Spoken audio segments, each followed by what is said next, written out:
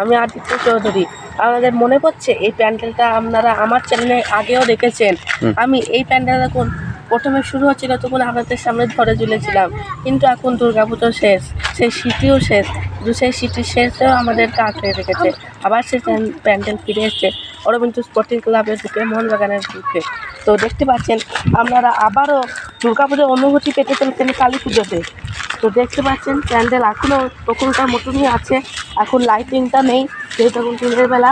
তো এইবার কালী পুজোতে আমাদেরকে আসতে হবে অরবিন্দ ক্লাব মোহনবাগানের বুকে, যেখানে আপনারা দেখতে পাবেন এই প্যান্ডেলটা আবার জেগে উঠবে কালী পুজোর রাতে। আসুন দেখা যাক।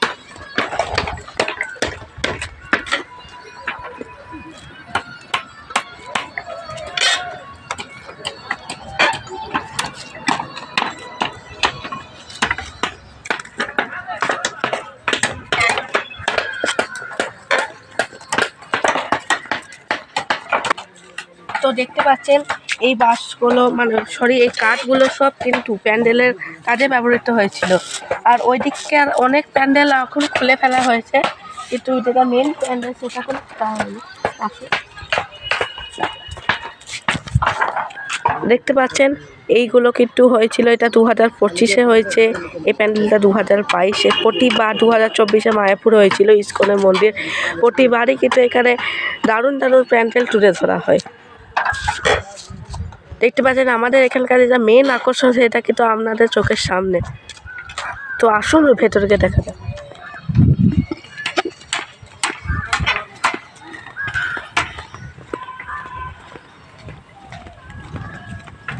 দেখতে পাচ্ছেন এখানে এইগুলো একটা আমরা কি বলে লাইট পোস্ট। হ্যাঁ দেখতে পাচ্ছেন আছে। আর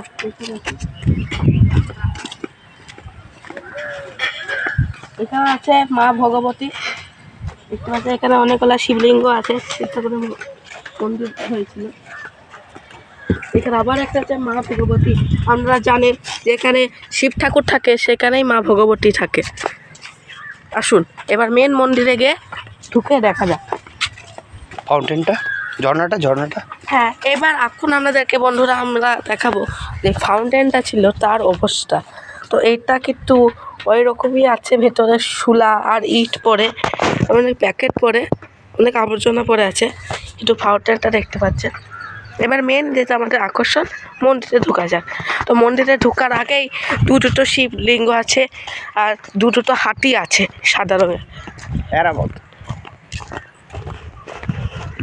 তো এই এখন আমাদের মন্দিরে প্রবেশ পথ, এবং সিঁড়ি থেকে আমরা ওপরের দিকে উঠব। এখানে ভিউ পয়েন্টে চারদিকে করো পেছনটা। তো দেখতে পাচ্ছেন একটা আমরা বিটের কাজ দেখুন প্যান্ডেলে। এই যে ভিউ পয়েন্টে দেখাবো, এখানে কিন্তু ঘেরা আছে যাতে মানুষ পড়ে না যায়।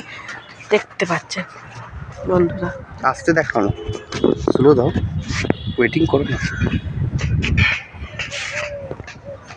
ওই ভিউটা দাও, এইদিকে দাও। এটা আপনাদের খুব চেনা সুপরিচিত মোহনবাগান মাঠ।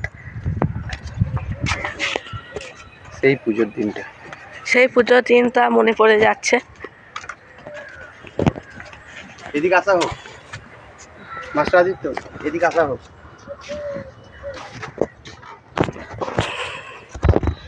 তো এবার যেটা আমরা চলে এসেছি মন্দিরের ভেতরে। তো এগুলো সব তান্ত্রিকের চত্ব পুজোর, দেখতে পাচ্ছেন।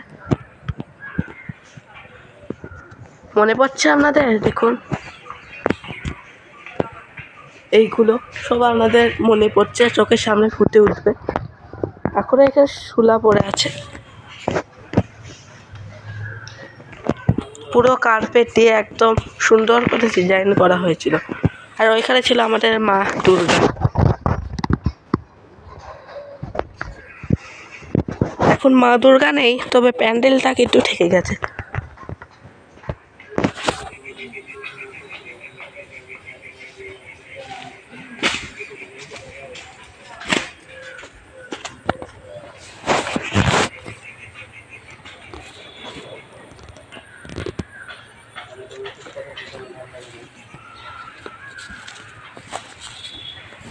এই নিচেরটাও দেখাও, এই নিচেরটা। এই নিচেটা এটা দেখো।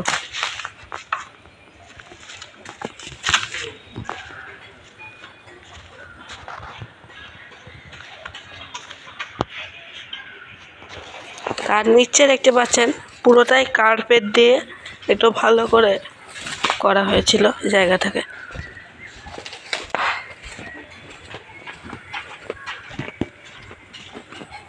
এদিকটাও আর একটা জায়গা দেখতে পাচ্ছি।